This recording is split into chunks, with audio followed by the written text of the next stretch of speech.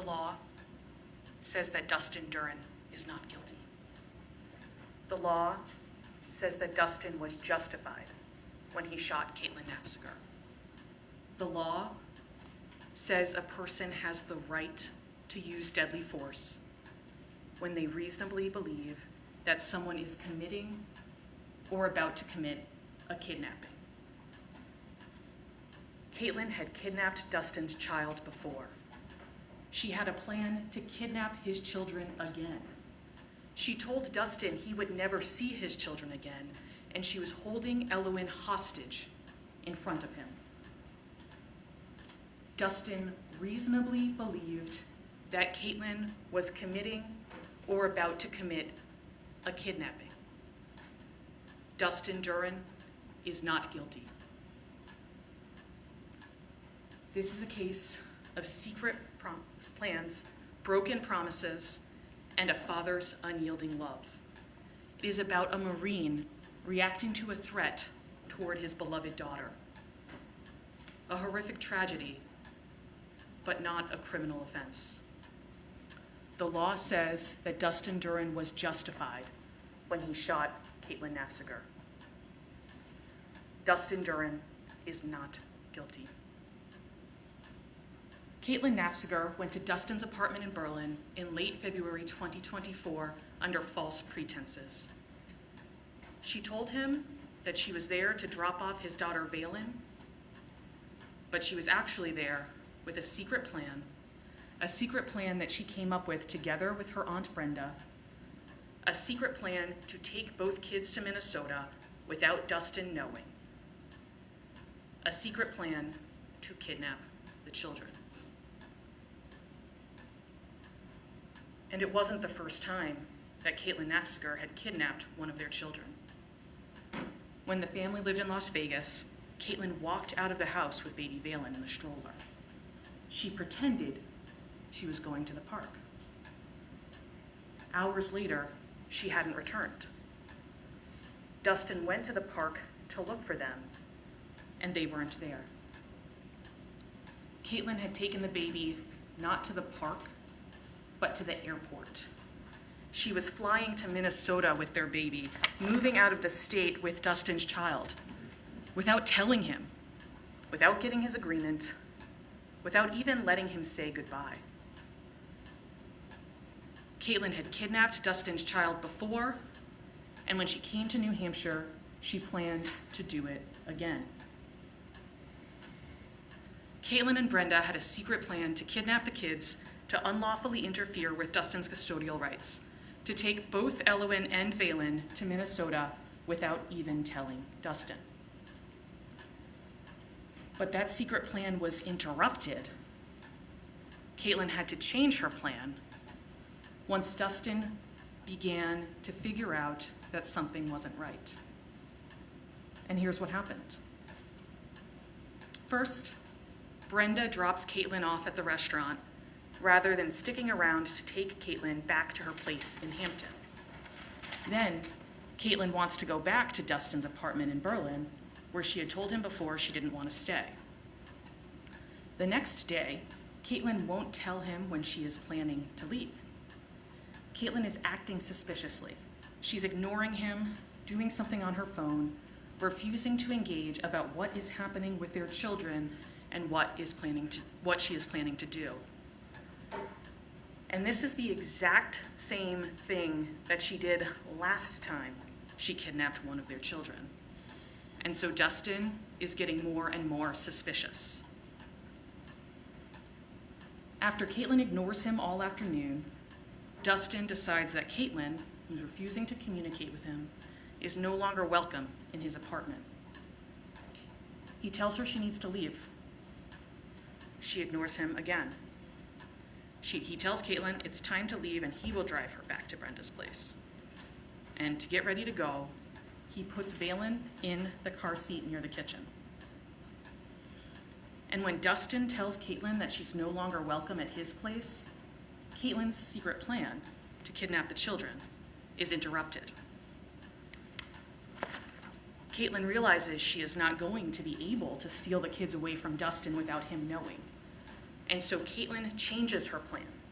She reacts. She grabs Elwyn to use her as leverage, to use her as a pawn to try to enact the plan. Dustin comes back into the living room and sees Caytlyn sitting on the couch, holding Elwyn from behind. Elwyn is straddled on Caytlyn's knee. Dustin tells Caytlyn, "Come on, we're leaving," and tries to grab Elwyn to get Elwyn ready to go. But Caytlyn refuses to let Elwyn go. She grabs Elwyn and she pulls her back. And Dustin lets go because he doesn't want to engage in a physical struggle with Caytlyn over their child. So he again asks. He starts to beg Caytlyn to let go of Elwyn. Caytlyn refuses. She says no. And at this point, Dustin's internal radar is going off. Caytlyn is refusing to release their child. She's physically restraining her. She's putting her at risk. And Caytlyn has been acting suspiciously. She's been acting the same way that she did last time she kidnapped one of their children.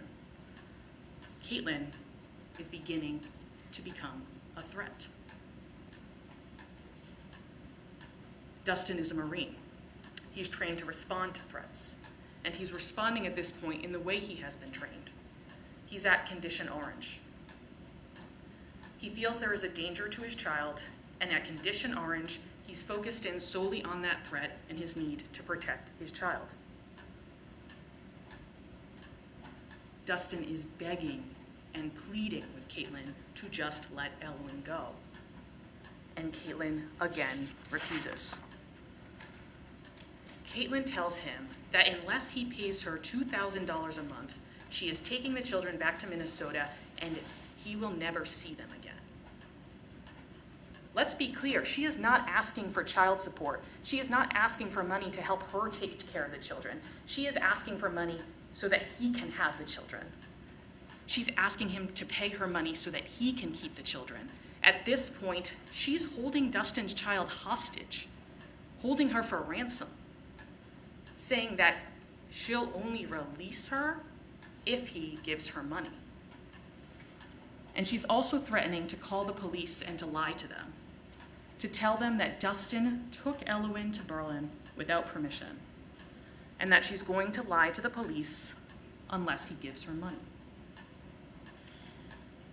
And while she's threatening to take his children from him and make sure that he never sees them again, she's continuing to confine, to restrain their child. Dustin feels like this is a hostage situation. Elwyn isn't safe. He's panicking. He keeps begging and pleading, begging Caytlyn to just let Elwyn go. She refuses. She continues her threats that Dustin will never see the children again, that she is taking them from him. And she continues to confine Elwyn in her arms. At this point, the tension is rising. Valen is crying from her car seat in the other room, and Elwyn is crying, both from the argument and from being physically restrained by Caytlyn. The situation is overwhelming. Dustin is scared for Elwyn. He needs to make sure that she's safe. His fatherly instincts, his protective instincts, are telling him that something is seriously wrong. The woman who kidnapped his child before is telling him she's going to do it again. And this time, he can see her physically holding their child hostage. Dustin, trying again to protect his daughter, tries to take Elwyn for the second time. And Caytlyn pulls her, yanks back again, and Dustin lets go. Caytlyn continues her threats to take the children and ensure that Dustin never sees them again. Caytlyn is escalating. She's getting more and more aggressive. She's kidnapped one of their children before. She's threatened to take them from him before, but this time is different. This time, she's holding his daughter hostage, holding her for ransom right in front of him.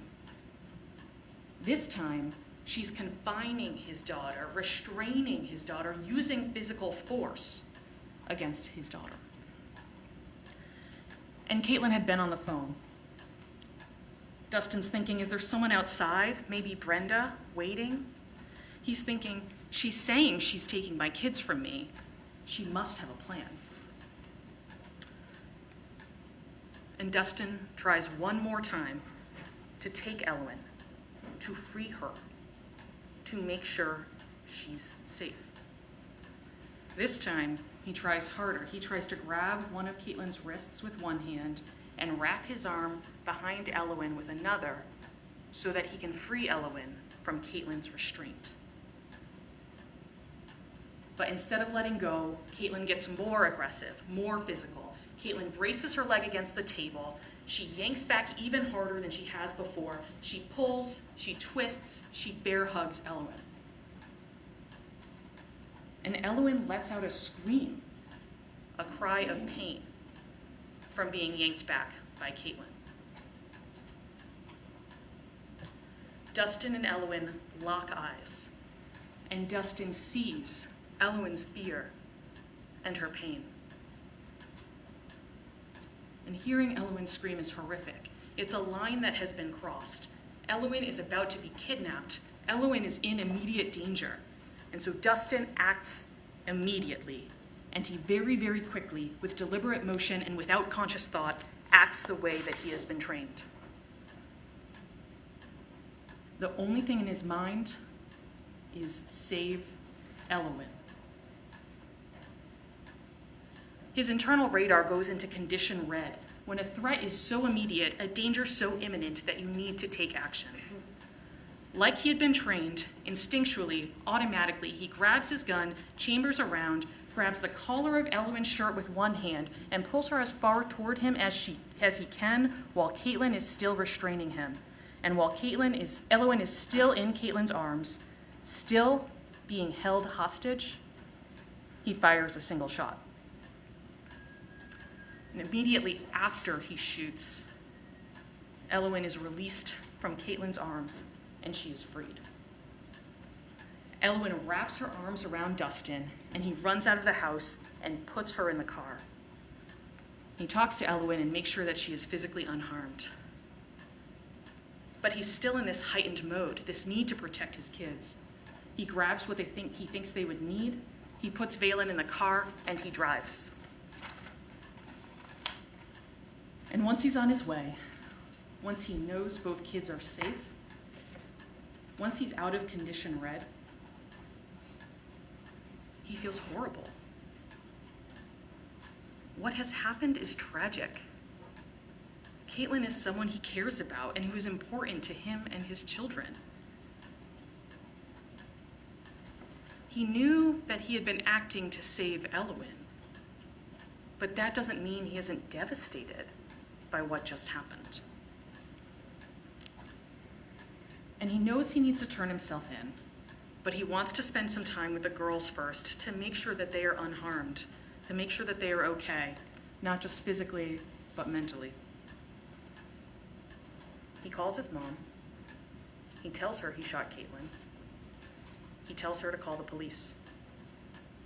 And then he turns his phone off so he can have some time with the girls. And he drives, checking in on the girls along the way. The following morning, he turns around and heads back to New Hampshire to turn himself in. And he is hoping to have a meal with the girls before he does so. But the police locate him first. He cooperates, he complies with their commands, he makes sure they know that there are children in the car and exactly where his gun is located. And he does these things to make sure his children are safe. And then he speaks with the police, voluntarily, although he's under no obligation to do so. He's still in shock when he tells them what has happened. He feels horrible about what has happened, and he doesn't want to blame Caytlyn.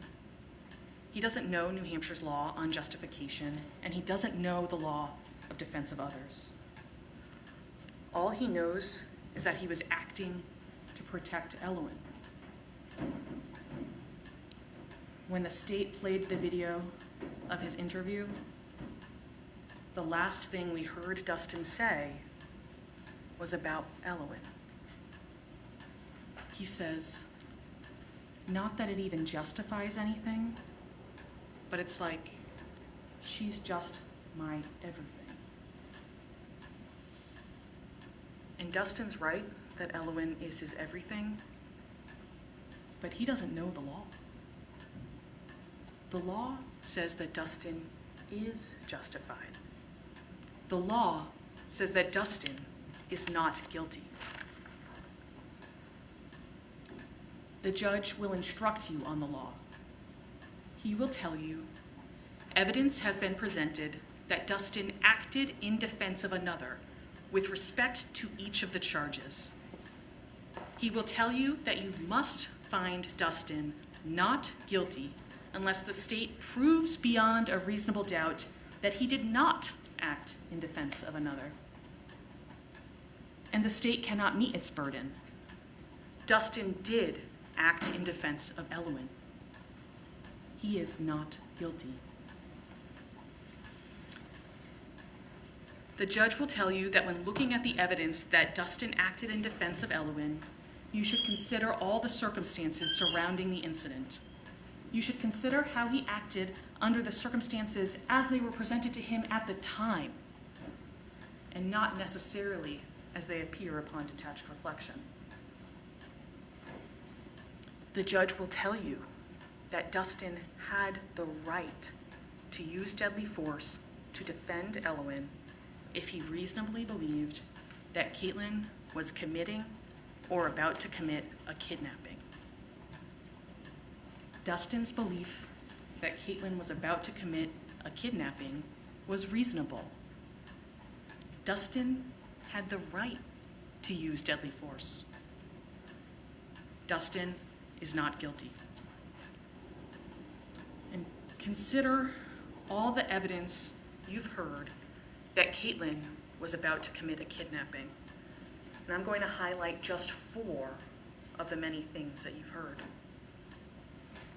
First, Caytlyn's own aunt told you that Caytlyn had a plan to take the children to another state without telling Dustin. Second, Caytlyn had kidnapped one of their children before. Caytlyn had taken one of their children, pretended she was going to the park, and actually gone to the airport to take Valen out of state, to move her to Minnesota without even letting Dustin know. Third, Caytlyn was holding Elowen hostage, telling Dustin he was never going to see either of their children again. And fourth, Caytlyn was willing to harm Elowen rather than let her go. Caytlyn was in fact attempting to commit a kidnapping. We heard it from her own family member. And therefore, Dustin's belief that she was about to commit a kidnapping is not only reasonable, it's correct. During jury selection, we talked about the fact that parents have a responsibility, a duty, to protect their children. And that's what Dustin was doing. He was protecting his child, ensuring she was not kidnapped. The facts are clear. Caytlyn was about to commit a kidnapping. You heard it from Brenda, and you heard it from Dustin. The law is clear. Because Dustin reasonably believed that Caytlyn was about to commit a kidnapping, Dustin had the right to use deadly force. Dustin is not guilty.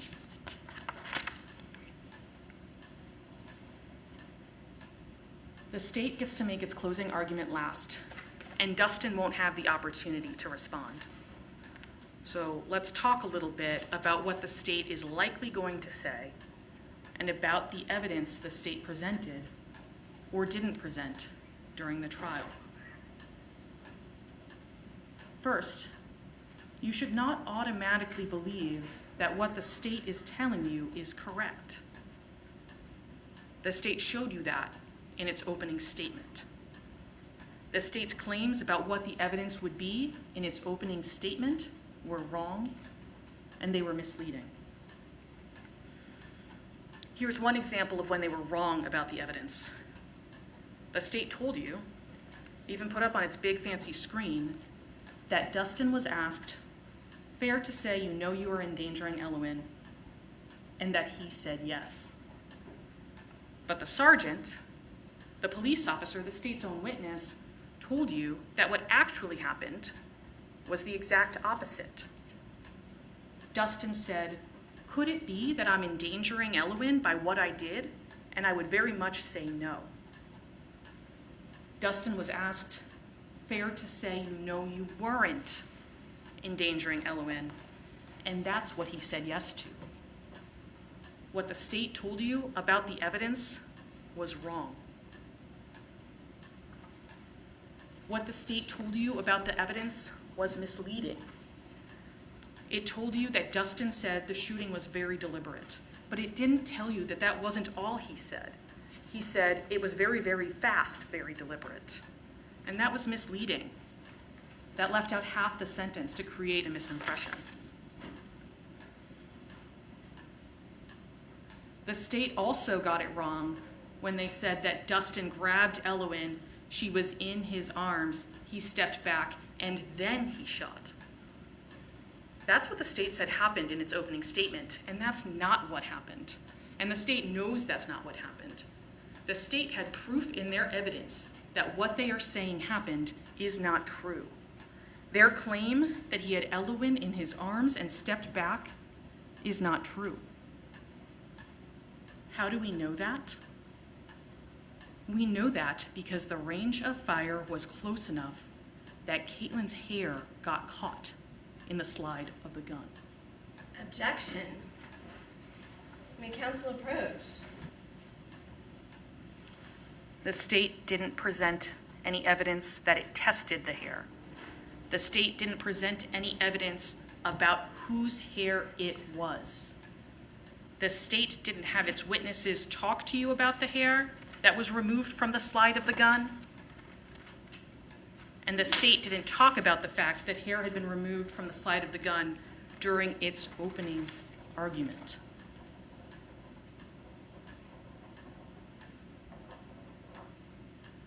And we can't know whose hair that was because the state didn't present any evidence, because the state didn't test it. But we can think about whose hair it must have been. We can think about where Dustin said his arm was when he fired, and where Caytlyn was in relation to that gun and the slide of that gun.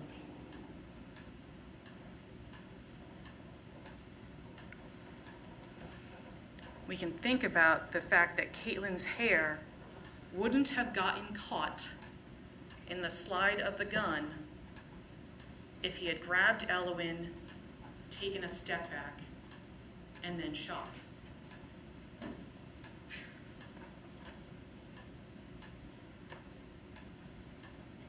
Caytlyn was still holding, still restraining, still confining Elowen when Dustin shot her. Dustin was justified. Dustin explained to you that Caytlyn was still bear-hugging, still restraining Elowen when he fired the gun. He explained to you that he pulled onto the collar of Elowen's shirt with one hand to pull her forward to try to get her, but that she wasn't released from Caytlyn's arms. She wasn't safe until after he shot. The state may try to argue that that's not what he told the police, but you have the video. Watch it. They say that he stepped back. Nowhere in that interview does it say that he stepped back. Nowhere in that interview does he say that Caytlyn had let go before Elowen was shot. That Caytlyn had let go of Elowen before he shot.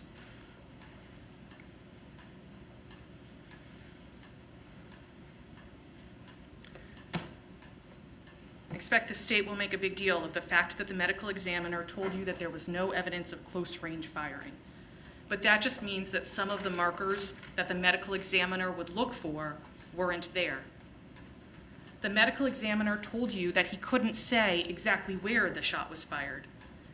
He said that it's possible, he said on cross-examination, that it's possible to fire from close range without those markers being there, especially when there is hair overlying the entry wound, like there was in this case. There wouldn't be gunshot residue on the skin if there was hair in the way, and there's been no evidence presented that the state tested Caytlyn's hair for gunshot residue. You have better evidence than the medical examiner, who can't say anything with 100% certainty, who wasn't there, who doesn't know whether or not this was justified. You have the photos from the apartment and from the autopsy. I'm not going to put them up again, but Caytlyn was sitting on the couch facing forward. She was shot in the side of the head. Dustin couldn't have had Elwyn in his arms, taken a step back, and then shot. If he had done that, she would have been shot in the forehead from the front. Instead, what happened, what the evidence shows, is that Dustin was grabbing Elwyn's collar with one arm and shooting with the other, while Caytlyn was still confining and restraining Elwyn. It's the only thing that makes sense with all of the physical evidence, that which was presented to you and that which was not and which was not tested. It's the only thing that makes sense with the location of the gunshot entry wound and exit wound. It's the only thing that makes sense with the trajectory of the bullet down through the drawers. The state's got it wrong when it describes where Dustin was and where Elwyn was when the shot was fired.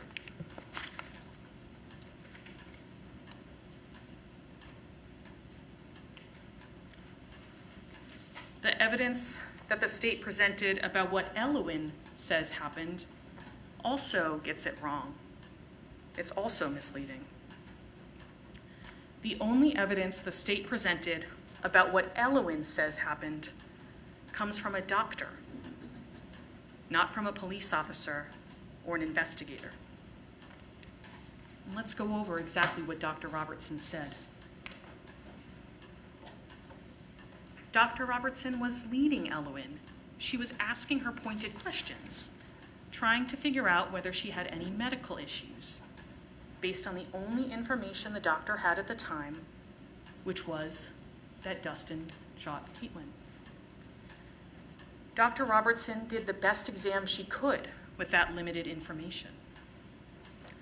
Dr. Robertson said that she asked Elwyn if there was anything wrong with her, and at first, Elwyn said no. And only after Dr. Robertson guided her, led her to the answer, did Elwyn eventually say that her ear hurt and pointed to her left ear. Dr. Robertson had to ask her a very specific question to get that answer. She had to ask her how her ear got hurt. And Elwyn answered that question. She said, Mom and Dad were fighting, and Dad hurt Mom and me, and there was a lot of blood. And Elwyn's ear hurt because she had heard a gun that Dustin shot. That's not up for dispute. But think about what Dr. Robertson didn't know to ask. Dr. Robertson asked Elwyn if she was hurt anywhere else on her body, and Elwyn said yes. But Dr. Robertson didn't know what else had happened.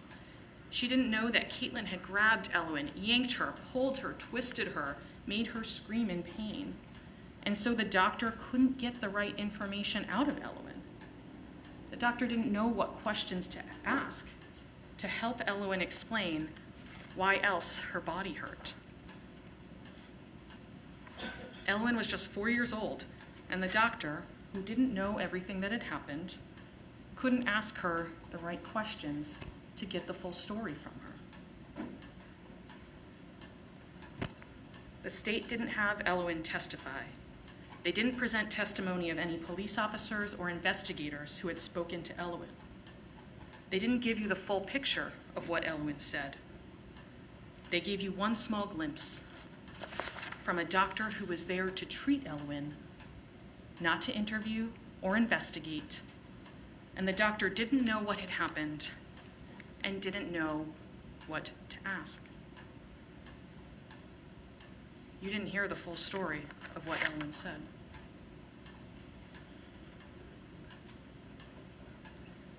The state also presented evidence in a misleading way when it cross-examined Dustin. It tried to suggest that Dustin never told the police that Caytlyn threatened to take the kids. But Dustin told the police over and over again that Caytlyn threatened to take the kids. You have Dustin's statements to police in evidence. And here's the rough timestamps for all the times, not all, but some of the times, when he tells the police that she threatened to take the kids away from him, both before the incident and during. 28 minutes and 13 seconds, he says, she just kept threatening, well, okay, I'm going to take the kids away. 28:47, he said, every month it was basically the same thing of her wanting more money with threats of taking the kids away. 31:11, he said, she was basically threatening to put me in prison and take the kids away. 32:39, she threatened to arrest me and take the kids away. He starts discussing the day of the incident. 59:18, she started getting more and more aggressive about how, no, I'm going to take the kids from you. An hour and 16 seconds. The one thing that does set me off is these continued threats of taking the kids away from me. An hour, 1 minute, 58 seconds. Her just again threatening to take the kids and saying she just wasn't going to leave and that she wasn't going to leave and that she was going to take Elwyn and Valen back to Minnesota. By an hour and 32 minutes into this interview, he said it so many times that the police start talking about how she's threatening to take the kids away. Dustin told the police, and he told you, that she threatened to take the kids away over and over and over again because that's what happened. I've given a lot of timestamps, but I'd ask you to take a listen to the video around 1 hour and 40 minutes. That's when Sergeant McLaughlin asks, and I'm quoting, the training you're talking about is marksmanship training, not specifically hostage? Because that's my first thought, was you're trying to remove Elwyn from a harmful situation. Do you have training in hostage-type scenarios? That's the investigating officer's first thought, that Dustin was trying to remove Elwyn from a harmful situation and wondering if he had training in hostage-type scenarios. That was the police officer's first thought, because Dustin was trying to remove Elwyn from a harmful situation, from a hostage-type scenario.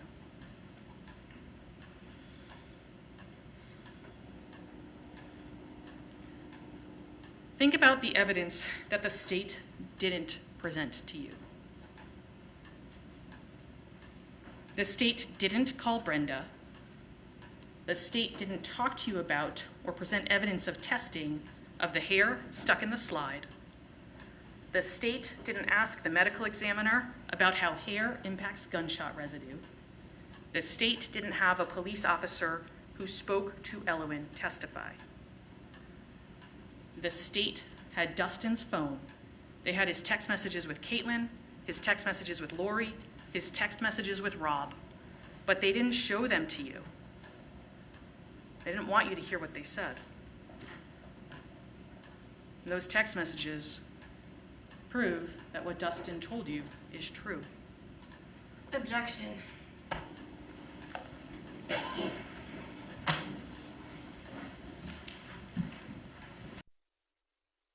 Strike the last sentence of the defendant's closing argument and instruct you to disregard it. Thank you. I expect the state is going to try to argue that Dustin didn't reasonably believe that Caytlyn was committing or about to commit a kidnapping because she was the children's mother and because there was no court order on custody. But that just doesn't make sense. Think about it. Imagine if Caytlyn's secret plan had gone into effect. Dustin would have woken up in the morning to both of his children gone, stolen, kidnapped, taken away to another state.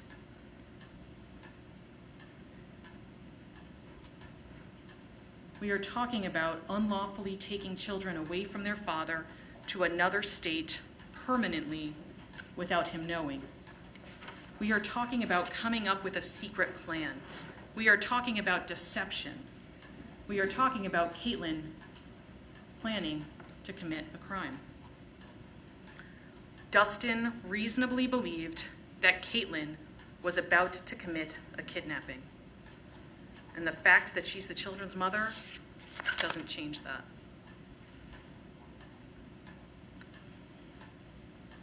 The states also got it wrong. They're missing the point when they spend hours and days focusing on cell site location data and testimony from someone who saw Dustin's car and presenting a whole lot of evidence of things that aren't in dispute, that Dustin told you happened.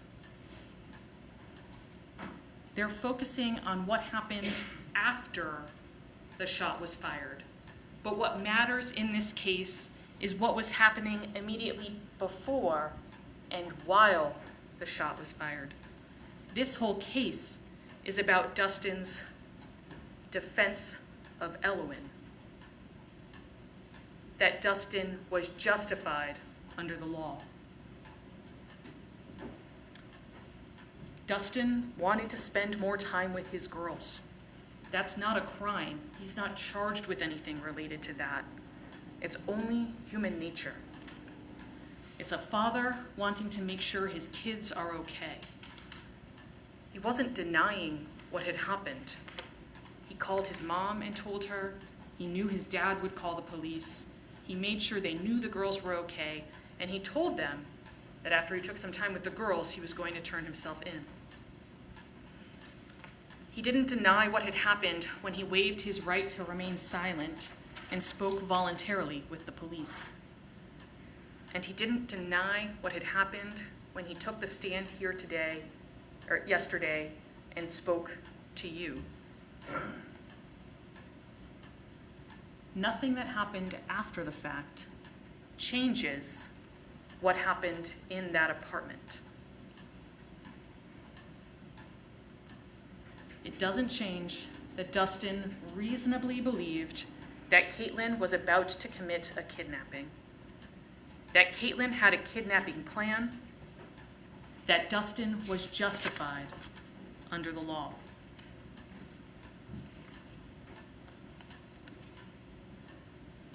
The state is wrong about whether Dustin's use of deadly force was justified. Think about Dustin's perspective. Think about what was going through Dustin's mind at the time. Dustin didn't think there was any help available. Dustin had spent months trying to figure out how to deal with Caytlyn. He called his parents. He called her parents. He called a lawyer in Minnesota and one in Vegas. He called the Berlin Police Department, and they told him they couldn't help. Think about that time a year or two ago when he called the police in Vegas and they didn't show up until after the threat was gone. Think about the fact that Caytlyn had kidnapped his child before and she had a plan to do it again. The judge will instruct you that you should consider how Dustin acted under the circumstances as they were presented to him at the time, and not necessarily as they appeared upon detached reflection. Consider how he felt at the time, in that moment that Elwyn is screaming in pain. Consider his perspective as a Marine, his perspective as a father whose child had been kidnapped before by the very same person who was holding his child hostage in front of him. And I'd imagine the state is going to talk a whole lot about other things that they think Dustin should have done instead. But think about what's going on here. Dustin tries to de-escalate the situation. He tries to talk to Caytlyn. She won't talk to him. He begs her and pleads with her to just let Elwyn go, and she refuses. He tries to just grab Elwyn, and Caytlyn won't let him. He begs again for Caytlyn to let Elwyn go, and she refuses.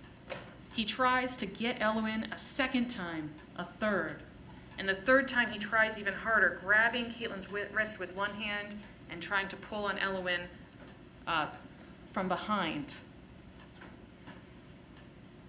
And it is only once Caytlyn physically harms Elwyn, only when Caytlyn is willing to go to the length of letting her child be harmed, be hurt, to enact her kidnapping plan, that Dustin acts.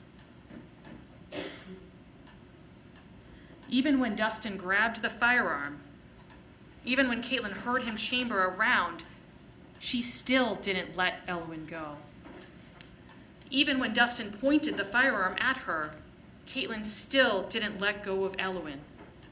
Caytlyn was still holding Elwyn hostage even after he had taken those steps. Those steps of grabbing the firearm and chambering it weren't enough. So Dustin did what he had to do. Dustin reasonably believed the amount of force he used was necessary because nothing else worked. And again, you will be instructed to think about Dustin's actions under the circumstances as they were presented to him at the time, when he acted in the heat of passion. Consider the stress, the anxiety, the fear, and the need to take immediate action, to prevent Elwyn from being hurt, to make sure Elwyn was safe. Your role is not to Monday morning quarterback. It's to think about what Dustin was seeing and thinking and feeling in the midst of this horrific situation when he had to make a split-second decision and act instinctually. And from that perspective, Dustin did what he had to do to save his child. Dustin was justified. Think about the fear that Dustin felt, hearing Caytlyn tell him he was never going to see his children again, seeing Elwyn restrained, confined, held hostage in front of him. And think about the fact that he did not take that action until Elwyn had been harmed, until Elwyn screamed in pain and locked eyes with him, until the line had been crossed. He was a Marine and a father responding to a threat. He was a Marine and a father protecting his beloved daughter. This is a tragedy, but it's not a crime. When you hear from the state, I ask you to keep in mind everything we've just talked about. I ask you to keep in mind that Caytlyn's own aunt told you that Caytlyn had a plan to kidnap the kids. Keep in mind that if Caytlyn had a plan to kidnap the kids, it was reasonable for Dustin to believe that she had a plan, that she was about to kidnap the kids. Keep in mind that the law says that Dustin had the right to use deadly force if he reasonably believed that Caytlyn was committing or about to commit a kidnapping. The judge will instruct you that you must apply the law and that you must hold the state to its burden. When you do, you will return the only fair and just verdict, the only one supported by both the evidence and the law, one declaring Dustin Duren not guilty.